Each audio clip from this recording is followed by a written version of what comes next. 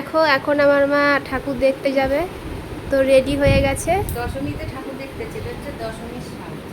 দশমীতে পরার জন্য মা এই শাড়িটা নিয়েছে। আর এই ব্লাউজটা আমার মেয়ে বানিয়ে দিয়েছে। এই একটা ব্লাউজ বানিয়ে দিয়েছে,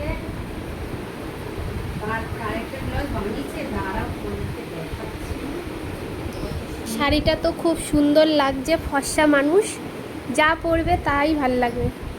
আর আমি কালো, আমাকে ড্রেস বেছে বেছে কিনতে হয়, এইটা পরলে কালো লাগবে, এইটা পরলে ফর্সা লাগবে। আমার মা বলবে এইটা কিনিস না, এইটা পরলে তোকে বেশি কালো লাগবে। কিনতে হয় না, দেখো এই ব্লাউজটা বানিয়ে দিয়েছে, পেছনে হোক কত সুন্দর।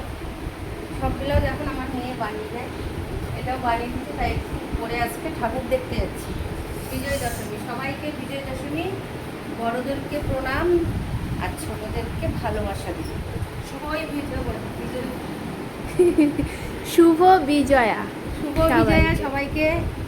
আজ আমাদের খুব কষ্ট, বিজয়া ঠাকুর চলে যাচ্ছে আমাদের দুর্গা।